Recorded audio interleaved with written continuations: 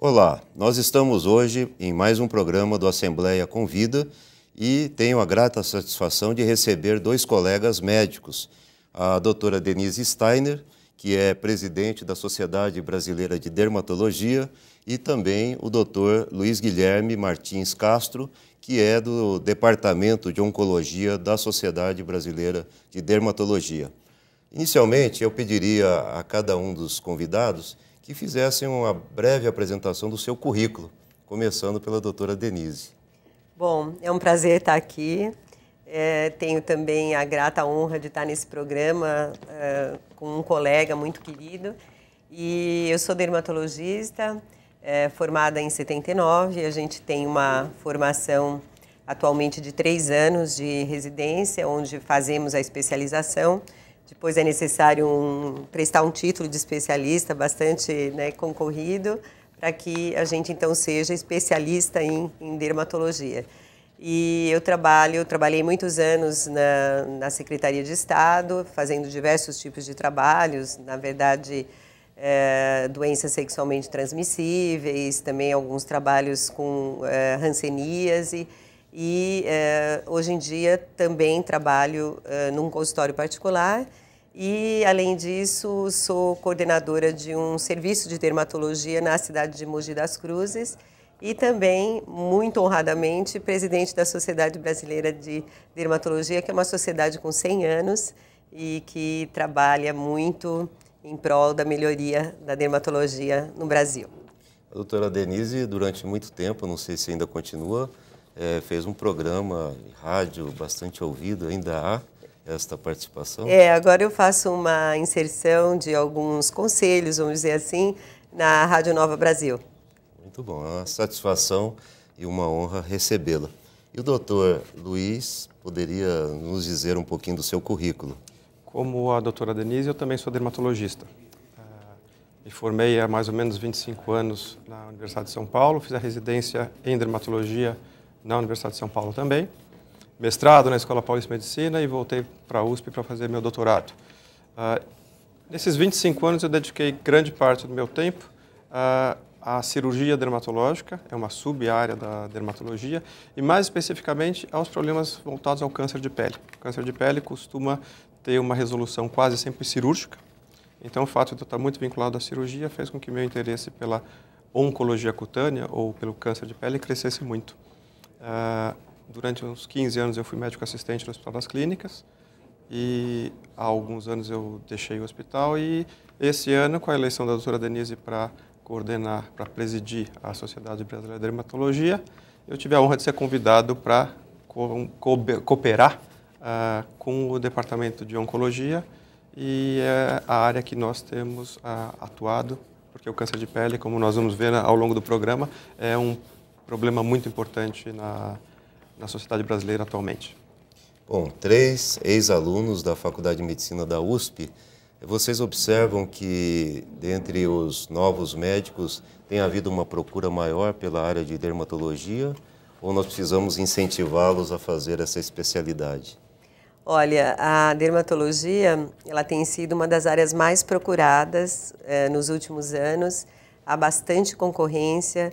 A maioria dos serviços tem, na realidade, para cada 20, 30 vagas, uma vaga para cada 20 a 30 pessoas, uma vaga de dermatologia. Então, isso é um padrão que tem ocorrido no Brasil todo, de muita procura, e por isso a grande responsabilidade também da sociedade interagir e ter assim, muita atenção com o aprendizado desses residentes. Algum filho, alguma filha que se dedicou a essa especialidade? Na verdade, na parte que me toca é interessante, porque meu avô foi um dermatologista, meu pai foi dermatologista e eu também segui a carreira por livre e espontânea vontade, não foi nada forçado. Mas a minha filha não, minha filha está fazendo administração. A Denise tem filhos médicos, né? Na realidade, minha filha também seguiu a carreira, também fez dermatologia, já é uma profissional, está formada já há 10 anos e trabalhamos juntas.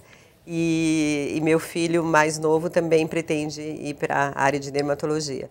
O pai do Dr. Guilherme foi o Dr.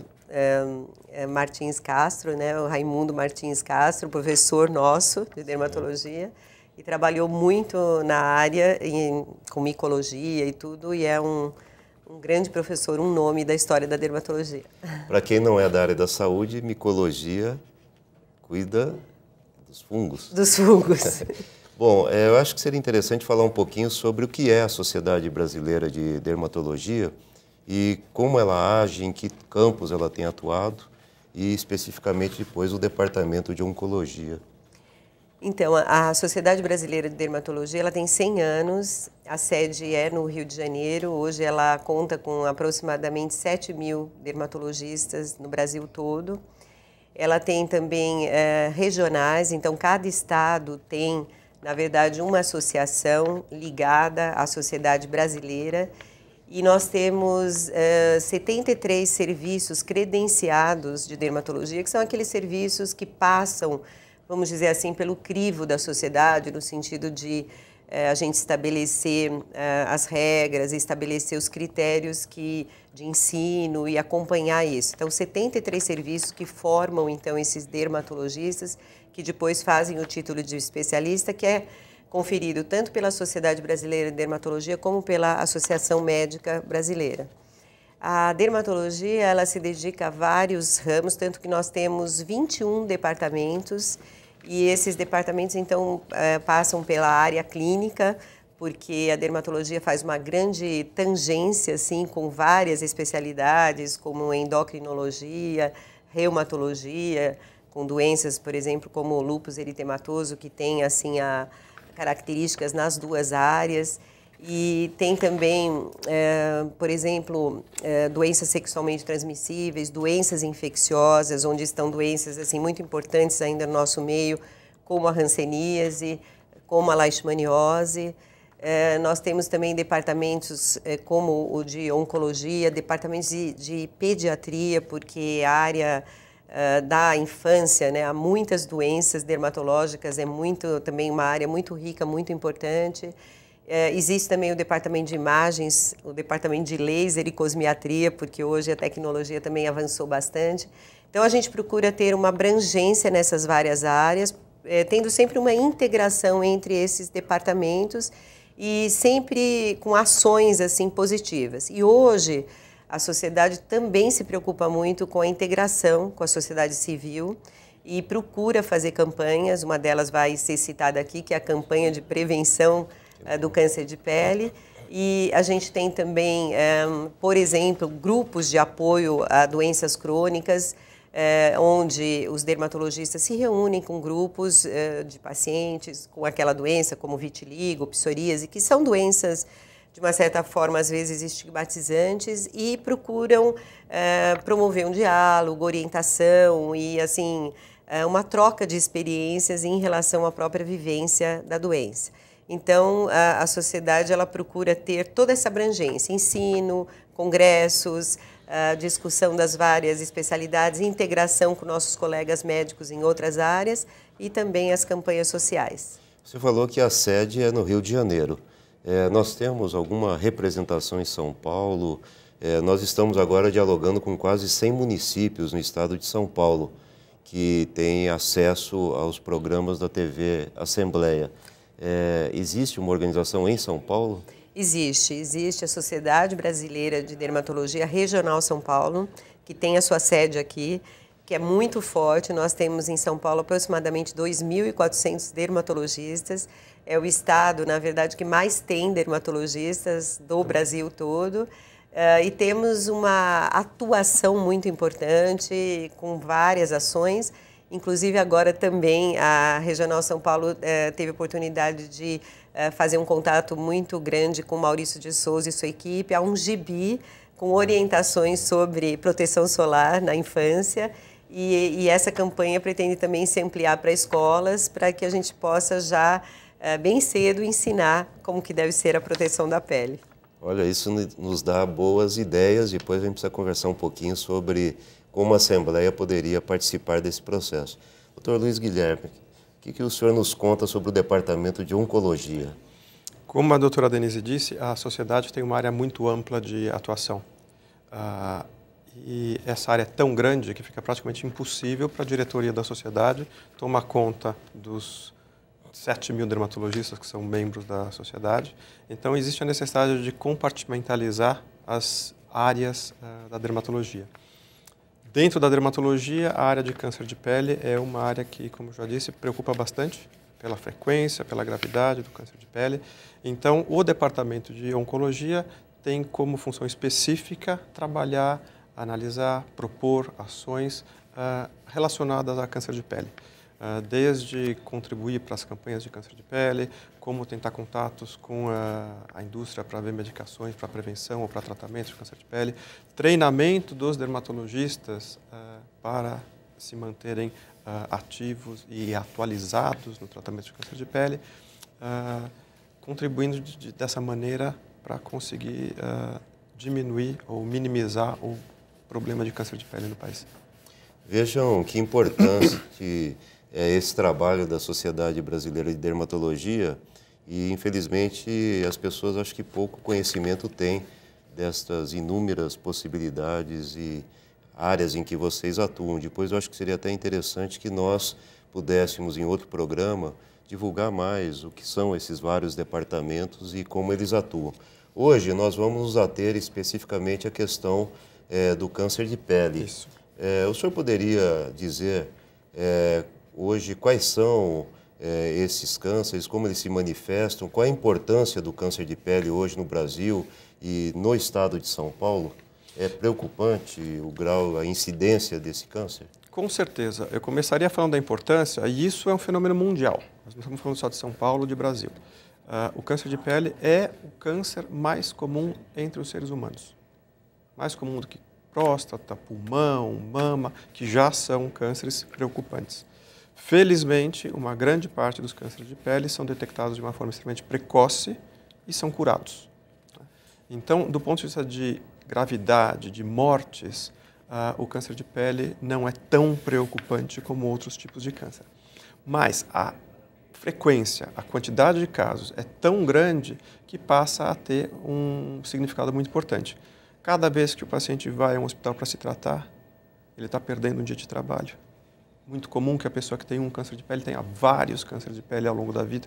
Então, todo esse custo, tanto social para o doente que tem um câncer de pele, como para o Estado, é um custo social e econômico muito alto. A maioria dos cânceres de pele se localizam na face. Então, como eu já disse para vocês, o tratamento é quase sempre cirúrgico, nós estamos falando em deixar a pessoa com cicatrizes numerosas no rosto. Então, além do problema da gravidade, também tem o problema de qualidade de vida, autoestima das pessoas. E existe também um câncer de pele, que é o melanoma, que esse sim é muito grave, fatal, infelizmente, em uma grande quantidade dos casos. Então, realmente é um problema que tem que ser abordado de uma forma de frente, né, de uma forma corajosa, para minimizar os danos que ele causa. Bom, como nós não estamos num programa dirigido a médicos, a profissionais da área da saúde, mas é um público em geral, acho que não cabe aqui nós discutirmos qual é a incidência, a prevalência, mas acho que ficou claro na sua resposta que é preocupante, é o câncer com maior manifestação e, embora não haja uma alta letalidade, ele é perfeitamente prevenível e, nesse caso, é importante que as pessoas saibam quais são os cuidados que elas próprias podem tomar, além daquilo que deve ser feito sob responsabilidade do poder público. Só para fazer uma colocação, se estima que mais ou menos 25% a 30% de todos os cânceres identificados em seres humanos sejam câncer de pele. Então, realmente é um número extremamente alto. Bastante significativo. Eu gostaria, e tomei a liberdade de preparar algumas perguntas para orientar esta parte da nossa conversa relativa ao diagnóstico, ao tratamento e à prevenção dos principais tipos de câncer de pele. Então, eu perguntaria, deixaria vocês à vontade, quem quisesse responder, ou ambos, o que é exatamente um câncer de pele? Bom, basicamente o câncer de pele é aquele tipo de... é uma tumoração, é um crescimento de uma célula de forma anormal. e com uma característica maligna justamente por causa dessa agressividade. Eu acho que aqui cabe a gente dizer que existem inúmeros cânceres de pele, alguns muito raros. Vamos dizer que 3 talvez tivessem uma importância, principalmente quando a gente fala com a população leiga. Um que é chamado carcinoma basocelular, um que é chamado carcinoma espinocelular e o melanoma. Os 2 primeiros, você deve pensar em lesões que não cicatrizam, lesões que ficam vermelhas, lesões que têm casquinha, lesões que sangram, muito na pele clara e na pele exposta ao sol. Então, o nosso trabalhador do dia a dia que está ao ar livre e toma muito sol durante a vida, isso é cumulativo, ele pode começar a ter essas lesões e ele deve ficar atento a algo que aparentemente nunca acaba, nunca cicatriza, nunca vai embora e que vai crescendo. E o terceiro, falando assim bem em linhas gerais, seria o melanoma, que é o mais grave, o mais agressivo, e que ele viria das pintas, daquelas pintas pretas, não necessariamente pintas sobressalentes, com relevo, mas pintas que são pretas, irregulares, muito assimétricas, com muitas cores, chama a atenção. Então, esse tipo de pinta, ou então, na verdade, uma mudança nas pintas que todo mundo acaba tendo ao longo da vida, deveriam sempre estar associadas à procura do especialista para que você pudesse, dentro do possível, fazer um diagnóstico precoce. Que, como o Luiz Guilherme falou, é a grande vantagem, vamos dizer assim, porque você está vendo aquilo e você poderia fazer um diagnóstico precoce que leva a uma cura e não só isso, mas como assim, economizar no sentido de todo o gasto que haveria com a doença, além de salvar a vida da pessoa. Então, o diagnóstico precoce é a nossa meta, por isso o interesse da sociedade em realmente tentar prevenir. Bom, mas analisando esses 3 tipos, né, o basocelular, o espinocelular e o melanoma, qual é a distribuição, quer dizer, o mais frequente deles qual é? O carcinoma basocelular é de longe mais frequente. Se estima que mais ou menos 70% a 75% de todos os cânceres de pele sejam do tipo do carcinoma basocelular. O carcinoma espinocelular, mais ou menos 15% a 20%. E o melanoma, que é o mais agressivo deles, felizmente é encontrado uma porcentagem menor, 4% a 5% dos casos. Quais são os fatores que hoje são reconhecidos como importantes no favorecimento do aparecimento desses tipos de cânceres?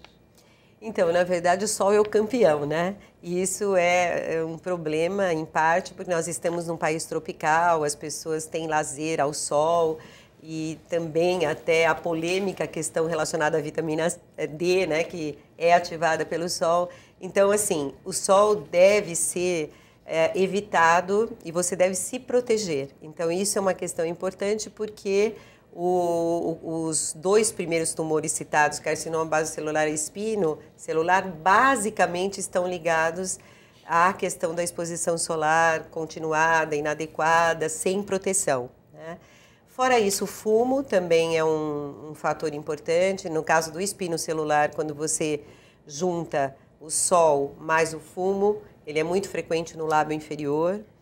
E você tem os poluentes, algumas substâncias utilizadas também na lavoura, algumas substâncias assim que há uma certa raridade. Então, a importância mesmo estaria relacionada a sol, a fumo em segundo plano. Não sei se você queria acrescentar. Nós podemos algo. também lembrar que existem alguns tipos de vírus, o HPV, muito comum em infecção genital, que também pode ser uma causa, não tão frequente, mas pode ser uma causa de câncer de pele.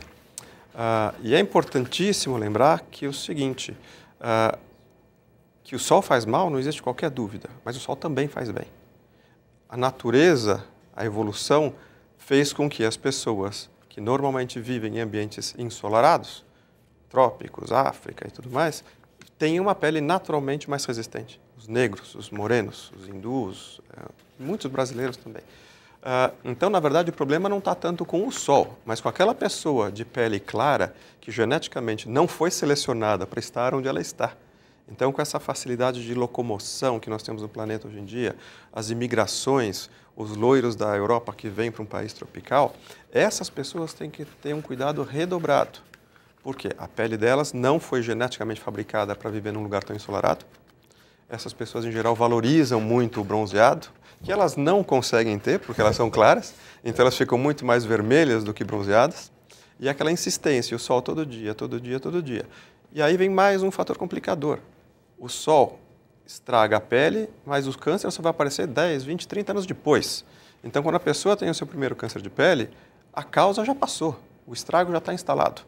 Então, a medida preventiva não adianta ser feita para essas pessoas que já estão nessa quarta, quinta, sexta década de vida, mas a gente precisa começar agora aquele trabalho de formiguinha, pegar as criancinhas de hoje, começar a orientá-las quanto à necessidade de um certo cuidado com o sol, para que daqui a 20, 30 anos a gente consiga diminuir o número de cânceres de pele. E quando a gente fala do tipo de pele clara, cabelos claros, olhos claros, a gente já pensa automaticamente do ponto de vista genético. Existem alterações genéticas que estão sendo muitíssimo bem estudadas, mostrando que certas famílias têm um pedigree, uma predisposição genética para terem câncer de pele. Então, uma das medidas que o Departamento de Oncologia está propondo para a sociedade é focar muito as nossas campanhas educativas e a campanha de câncer de pele em geral nas pessoas que são o público-alvo, aquelas pessoas que realmente têm um risco maior de desenvolver o câncer, porque você não precisa, generalizando, orientar muito um negro para não tomar sol. O negro já é geneticamente selecionado para ser resistente ao sol. Então, a gente pode queimar os nossos cartuchos com aquela população que realmente tem uma suscetibilidade maior para o câncer. Bom, em seguida nós teremos um outro bloco, mas ainda aproveitando essa parte inicial, rapidamente, só faria uma pergunta, doutora Denise. Aquela orientação que é dada às crianças, olha, evite tomar sol depois das 10 horas, vamos incentivar que elas frequentem a piscina até as 10 da manhã ou depois das 15 horas, faz sentido? Quer dizer, há uma diferença sobre o momento em que as pessoas estão expostas ao sol? Bom, isso é uma questão que está sendo bastante estudada. O que acontece é que você tem, nesse período do dia, das 11 horas da manhã até umas 2, mais ou menos, a radiação mais relacionada ao câncer de pele, que é o ultravioleta B. E no restante do dia, você tem o ultravioleta A.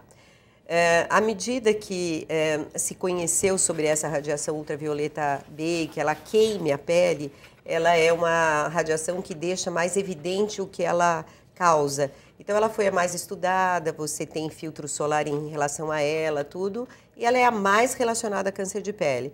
Mas, na realidade, isso não quer dizer que as outras não sejam. Então, hoje, se estuda também a luz visível, se estuda também o infravermelho, e, no fim, a gente vai percebendo que uma questão de intensidade, de você juntar, potencializar, tudo isso vai pesar. Então, você tem que ter um cuidado em geral.